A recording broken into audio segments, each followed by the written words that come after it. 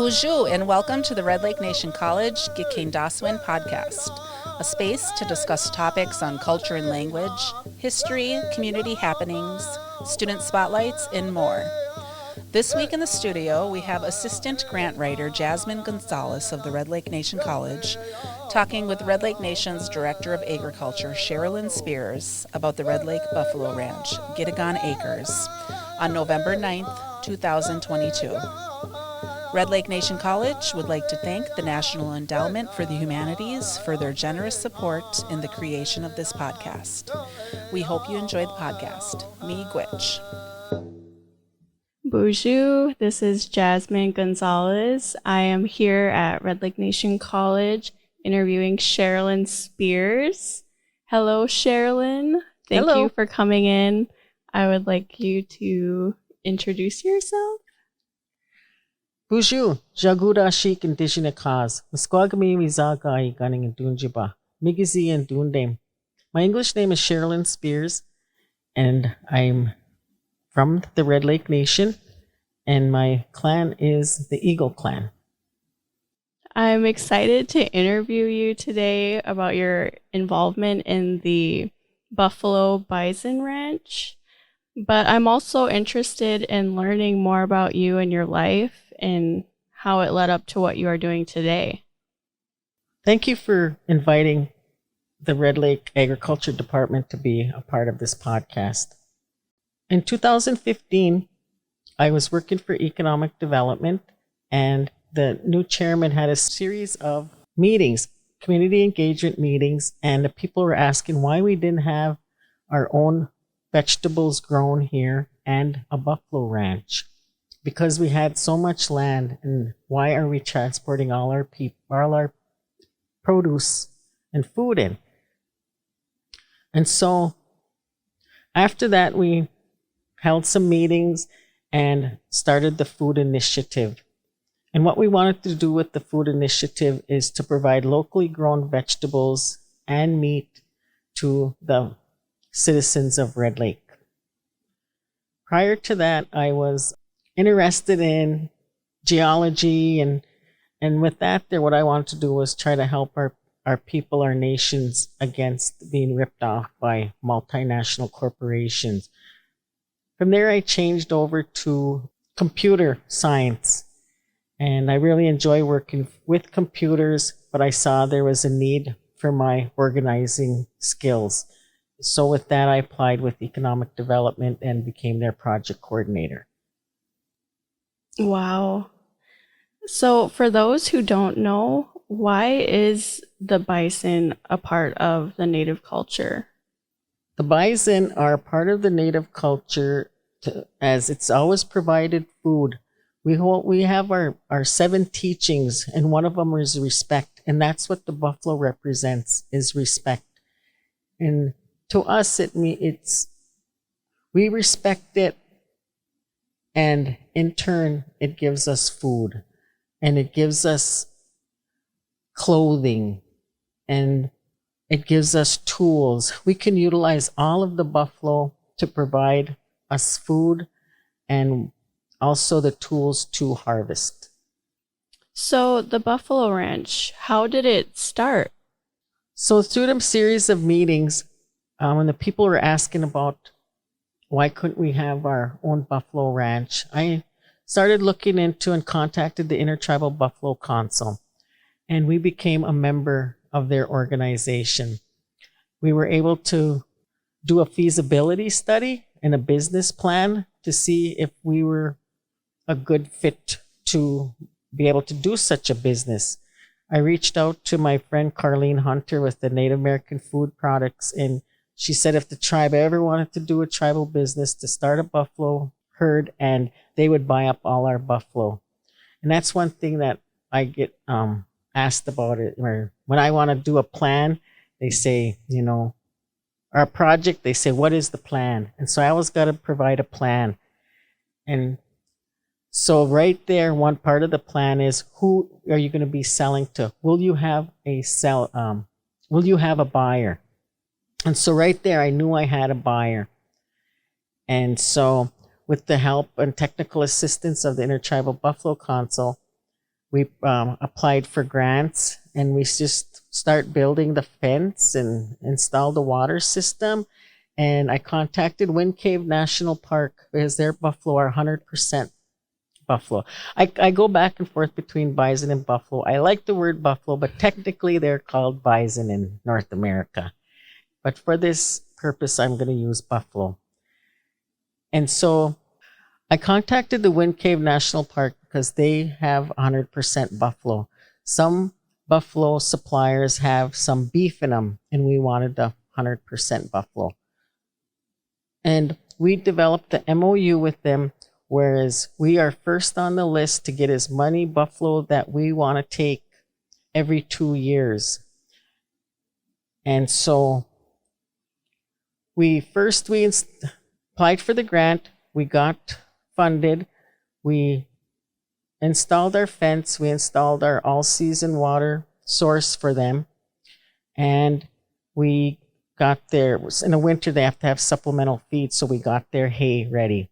And then we started out with 7.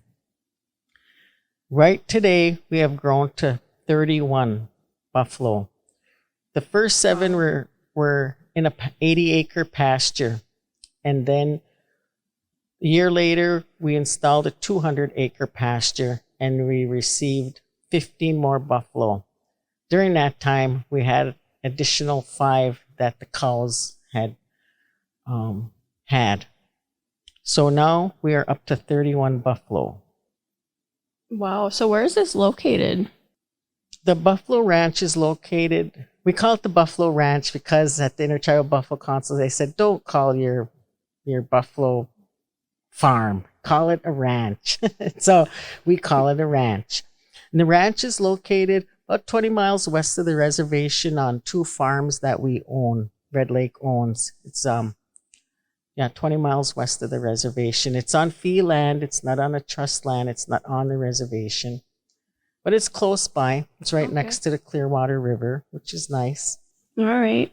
So what does a typical workday look like on the Buffalo Ranch? Okay, I currently have a buffalo manager and a farm manager and an agriculture coordinator. They all work together side by side. Each one knows, they have cross training, so each one knows what the other skills are. And so when they arrive there, first thing they do is they go count the buffalo and make sure there's 31 buffalo there. And then they jump in the side by sides, and they have to go to around the fence and make sure all the areas of the fence are live. We use that to keep the buffalo don't like the electric fence, and so they stay in. And one of the things that I was told was if you make sure they have food and water, and they'll stay there. If they don't have that, there's no fence that can keep them in. Wow. So the rest of the day, after they check the fence, then they go make sure that during the winter that they have hay, and they have a mineral supplement that they need to have, and salt blocks. So they go and check and make sure those are filled. They check the fences to make sure that everything is straight and not crooked or falling over. And then they do stuff around the ranch. And then they go and count them and check again before they leave at the end of the day. So what parts do you find the most challenging? Currently, to me, the most challenging is finding funding for my staff, because right now the herd is young, and so we're not able to sell them right away. We won't be able to harvest them until 2024. And so to me, the most challenging is finding funding to keep my staff and to provide supplies. Okay. What skills are required for the position on a day-to-day basis for a buffalo manager? My buffalo manager, he does not have like any higher education experience, say like in agriculture or agronomy, but he is a hunter, he is a gatherer, he is a fisherman, he's an outdoors person. And so what I found was but and then the thing that I really respect about him is that him and my other staff is that they're really connected to our culture. They're really sensitive about the culture, about the buffalo. They treat them like family. And to me, I figured that the rest of the training that they need to get in herd management can be brought on by the Intertribal Buffalo Council. Like next week, we're going to be going down to the Quapaw Reservation in Oklahoma, and it's the 30th anniversary of the Intertribal Buffalo Council. And we're going to be going to their processing center and going to their visit their herd. And that, to me, that's like the best training that they can receive, is going to the place and see how their fence looks and check out how they have their corral made, and all hands-on experience. And they've learned a lot. And we just recently had a veteran come and visit from the Intertribal Buffalo Council. And he said the buffalo look good. They look good and healthy. Their color is good. So they're Awesome. doing the right thing. So how many hours does the buffalo manager work in a typical week? Is it like an early schedule, unpredictable, or is it like a 9-to-5 job? This summer we had a crew of 3 out there from 7 to 3. And then the farm manager and a buffalo manager would come out and stay out there from like 10 to 6. Oh, okay. And should there be on weekends, they need to run out there, or if they feel like, if they feel something and they think they got to run out there and just to go check on them, they do that on the weekends. So we're really flexible about it. I want to be respectful of their time. And what I'm finding is that they're more worried about them, than their time. They're making time for them to take care of them. So what is the most enjoyable thing about working with buffalo and bison? The most enjoyable thing that I found and that I see in them is that they just love going out there. It's just peaceful. I say peaceful and quiet, but then also when you're out there, you can just hear birds, just all different kind of birds. And then it gets kind of windy out there too. So you hear the wind and you see the trees, but it's just really, really peaceful out there. And they don't really make any noise. During rutting season, they might make, a few grunts here and there, but you can just sit there and watch them, for hours. Just sit there and watch them. And as a herd, when the bull decides, oh, we're going to go out to pasture, because they have some trees where they hang out, and so all he's got to do is get up and go, and then everybody gets up and follows him. Then he decides, oh, I'm thirsty, I'm going to take a drink, and then everybody follows him to go take a drink. Then they go get some hay or supper. They follow him, and so it's just really, really fun just watching them and being out there. The guys just really love it out there. Is there a season that stands out, or which season is the busiest? I would say winter is the busiest, because they got to make sure that that they're fed and that their waters. Last year the water froze a couple times, and so then they got to get busy and unfreeze it for them. But then the buffalo will just melt the snow with their breath to eat the snow if they can't get into the water source. Because then they got to plow and all that kind of stuff, because it's just an open field. So to me, it would be the winter. In the summer, the buffalo are just grazing, but they do the same thing every day. And they do a lot of other work around the farm too with because it's just a ranch. It's a new ranch, and we had some things to fix up. It had been abandoned, I don't know how many years, but we're reviving it, and we're going to be naming it soon. We have a name picked out, and we're really excited about having that ceremony. We just, a couple weeks ago, we harvested 2 buffalo. The Nature Conservancy called us and asked us if we wanted 2 buffalo, and I was like, no, we're good. They said, well, no, not to have, to harvest. And I was like, wow, really? Sure, we'll take them. Because it's been almost on a daily basis for the last year that people have been asking me, when are we going to harvest? When are we going to harvest? And I'm like, I just felt bad telling them, well, not till 2024, but we're doing training and research right now. And so when the Nature Conservancy called and provided that opportunity, I said, sure. So they brought us 2 buffalo. They're 5 years and 8 years. I didn't find that out until a couple days ago, how old they were. And we arranged for some Lakota friends to come over who do this for a living, processing the buffalo, gutting it and taking the hide off. And so I thought they were going to give us 4. And then they called and said, only 2 would get on. I was so relieved. Because I was wondering, how are we going to do 4 buffalo? So they brought 2 up, and we arranged for a couple local hunters to come out, because one of the things was I wanted to invite everybody out to come and see it. But one thing is you can't, before you take them down, they call it, you don't want them to be stressed. You don't want them. It's not good for them to be stressed right before the kill.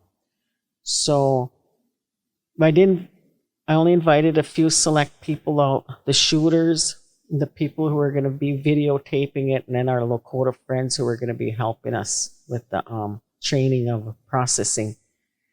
And so the guys, one of the local hunter, he's 22 years old. He took the first one down with 1 shot. That was the 5-year-old. The second, it took about 5 shots to take down, and the 5th shot had to be a bigger gun, a more powerful gun. You could just tell by the sound of it. And then he went down, and then they went out there and they drained him, and they even drank the blood. I didn't, but other people did. And then we hauled him over to our new pole barn and began this process of taking off the hide and taking off the quarters and taking out the organs, and we brought a vacuum sealer where we start vacuum sealing up the stew meat and roast, and then they start making hamburger and vacuum sealed all that up. And it got to be really chilly out there. There's no heat in our pole barn yet. So we brought the quarters over and took them inside and set it up, and we really went to town and packaged that stuff up in one day. So that was really, really good. So the next time, with the next 2 buffalo, they asked us if we want the other 2. And then now that I know how to do the processing, I can set it up differently and then have more people come out and help us with the processing. With our 2 hides, the guys decided they wanted to make a drum with it, and I thought that was a good idea. Did you have to learn how to work with the buffalo? I went to the trainings the first year. I went to the meeting, and I talked to a lot of the buffalo ranchers there. And we had a consultant. The first person who helped us with his name is David Bartecki, and he brought us a gentleman by the name of Ed Ironcloud. Him and Ed came over and met with us when we were doing our feasibility study and our business plan. And so I learned, a lot from them. And then when we brought Fred on, okay, so when we got our first herd, the first herd, there were 6 of them. They were like young adults, older teenagers, 1 bull, 5 cows, and then one of the cows had a baby. So that's where the 7 is. Well, when they brought them, they let the calf out first, and then we held back the older ones because it was dark out and we didn't want them to run over him. So we let the calf out first, then he took off running, and then we let the older ones out. And as soon as we let the older ones out, it started thundering and lightning and windy and raining, and we just couldn't believe how all of a sudden that just came up like that. It was totally unreal. We're like, whoa, could barely run back to our vehicles. That's how strong the wind was. And I got in a car and I got a phone call from my family back home in Red Lake here. Mom, the lights are out. Really? Yeah, the lights are out all over. And I was like, wow, okay. Well, I'm on my way home. Next morning, I get a call. The calf is gone. The calf's not here. Are you sure? Yes, we looked all over the place. The mother isn't looking for him. We think the mother is looking for one calf arrived dead. They figured that the mother was looking for that calf. And we're like, oh my gosh, what are we going to do? And so people start spotting them out in different cornfields and soybean fields and horseradish fields here and there. And we tried to get them back home. We used a horse. We tried everything to shoo him back our way. He ended up about 4 miles away. And so one day, it was coming up to state deer hunting season. It was that Saturday opening up. And this was on Wednesday, I believe it was. And we really tried to get him, and we chased him out into a cornfield. And, of course, corn is tall. We couldn't see him anymore. We're like, oh, no, So the next day he was spotted closer to the farm. And so our buffalo manager, Fred, went over and talked. He was buffalo manager then. He's our farm manager now. He went over and can't get too close to him, but, he was a distance away, but he told him, and said, hey, it's deer hunting season opening up on Saturday. You need to get back over to the ranch. He said, otherwise, we're going to have to take you down tomorrow. And so you need to get back. And I didn't know about this until later that he had talked to him. But he called me and he said, so he's over here in the South Farm. I said, okay, open up the gate a little bit and see if he'll go in there. See if he'll come back and he'll go in there. So he did that. He left the gate open. And then I get a call the next morning. Cherilyn, he's here. I said, you're kidding. He said, no, he's here. He's standing next to the other herd here. I said, oh my goodness. So that was such a relief. So he got the name Renegade. Then our big bull, his name is Jumbo. And then he sent me another picture. I said, who is that? He said, that's Buffy. I said, oh, okay. And then he said, we had a calf. Oh, really? Buffy have a baby? And he said, I don't know. It might be Lady Gaga. So we were told right away, don't name him. But yeah, they've got some names already. Well, I guess that's leading into my next question. So how are the interactions with the bison? Are they aggressive or stubborn? You know what? They're not at all. We have 2 side-by-sides, those John Deere Gators. You can jump in. They're fully enclosed. And the guys, when they first got the Gators, that's what they would use to go around and check the fence. The buffalo would just look at them and eat, and none of them ever charged the Gators. And so we start taking tours of youth out there. That community wellness youth would come out there, and we could take 2 at a time, and we take them out into the buffalo pasture and go ride by them so they can get a little close. We don't get real close, but they got to see them probably as close as anybody will ever get to them. And they just look at us and look away and start eating. None of them ever charged the Gators. So this herd here anyway, and they know the guys though. They know the guys, they know the Gators, they're used to them, and they know the guys feed them. That's what they like. Especially when they bring a new bale over, it's just like they're just looking, and then pretty soon they come running over there and they drop the bale off there and then get it little ready for them, and then they come there and they just start eating. So ours aren't aggressive at all, and we're really happy about that. I know you talked about the first harvest in 2024. What does the process require, and what do you have to do to successfully complete a harvest? So again, we take them down. The guys called draining. They drain the blood out, and then take them to the pole barn. And of course, they do a little ceremony too after we take them down. We never forget that there. And then we take them to the pole barn, and then they begin the process of taking their hides off. And what they do is they save every part. The people that are receiving training from our Lakota friends, they use every part. They use the hoof to make a soup. They boil the hoof. They burn the fur off the bottom and take all the hair off. And then there's some other kind of, I don't know what it is, marrow or some kind of something inside their hoof. And they scrape that out. And they even cut up some of the lung to put inside that soup, and then cook it and cook it and cook it overnight. And then you can add hominy to it and everything. But they started doing them, taking off the hoof. Then you got to take the organs out. And then you take the quarters off. Well, they need first the hide. And then the head. I was just like shocked. I went to go pick up some more supplies at the store, and I come back and they already had the heads off. I was like, wow. And there was the hides already, sitting there, and they already started in on getting the organs out and the stomach and everything.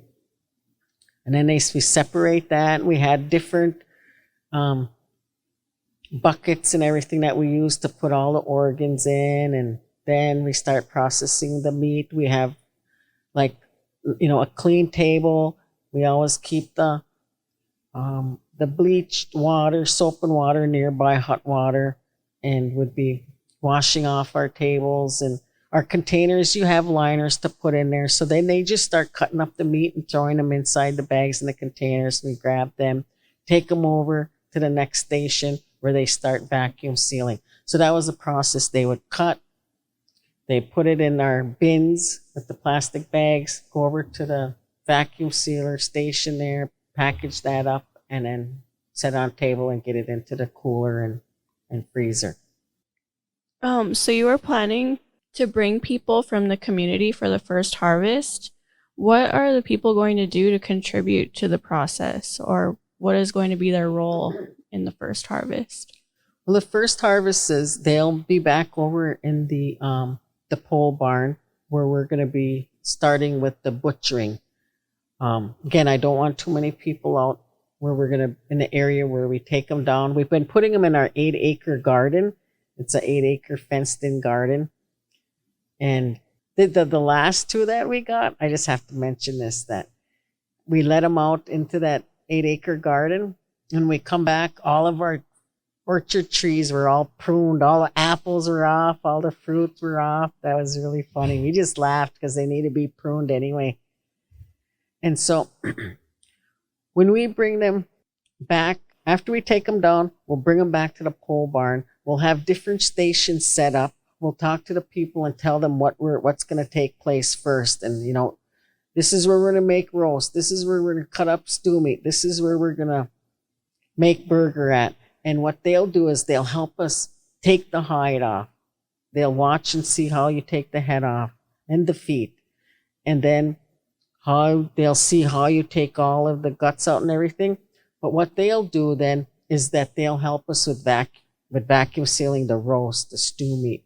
And they'll assist with cutting each one off too. We didn't do this the last time. You could make steaks out of them, how, steaks look in a store. But we didn't do that. We just took the whole, the piece of meat and cut them into roast. So we call them steak roast, but then you can cut them into steaks. But they'll learn about all the different parts of the body and how we're going to utilize the organs, and if they can take a bite out of the heart if they want. That's what some people do. And so they'll mainly help with the cutting up and the processing of it. After each harvest, where does the meat go? What we did was we gave them out to the programs. We went to the various tribal programs and gave them roasts and stew meat. A like the Children's Healing Center, the homeless shelter.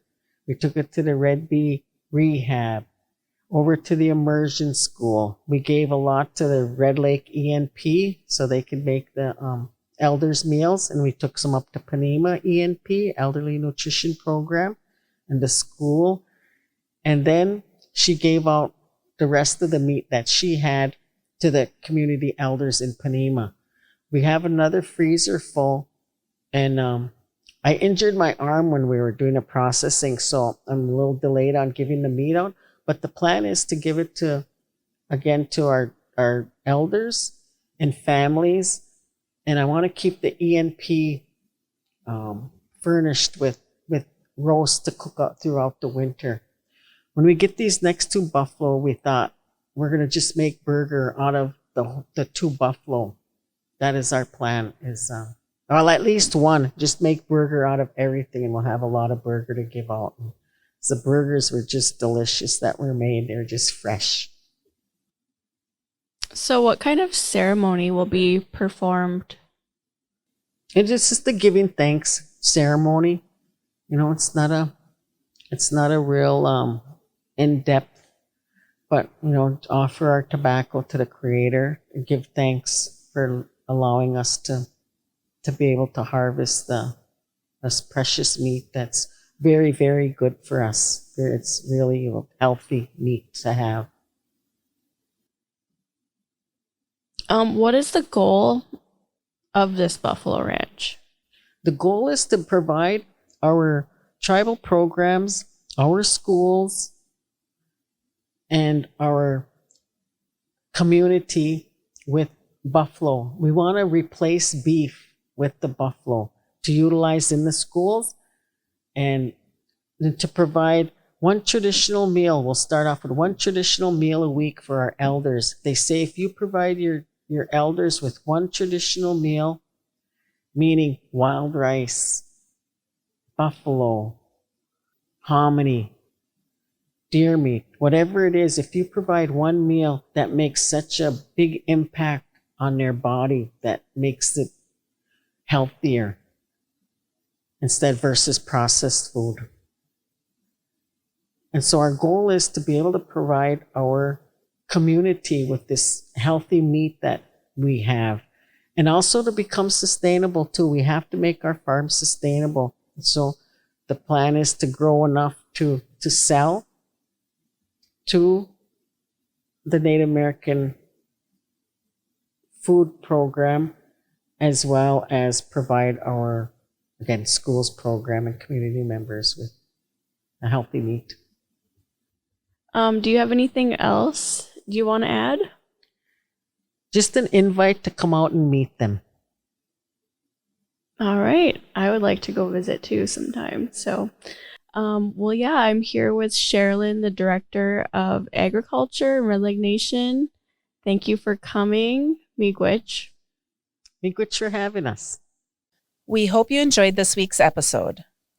A chi miigwech to the following for their efforts in the creation of this Red Lake Nation College Gikendaasowin podcast episode. Opening and closing music by Director of Equity, Cultural Education and Archives, Floyd Buck Jourdain. Opening introduction and closing by Red Lake Nation College student Rebecca Peterson. Host this episode, Jasmine Gonzalez. Our guest speaker this episode, Cherilyn Spears. Production by IT Director Josh Nelson and Red Lake Nation College student Natea Neto. And a special thanks to the National Endowment for the Humanities for their generous support.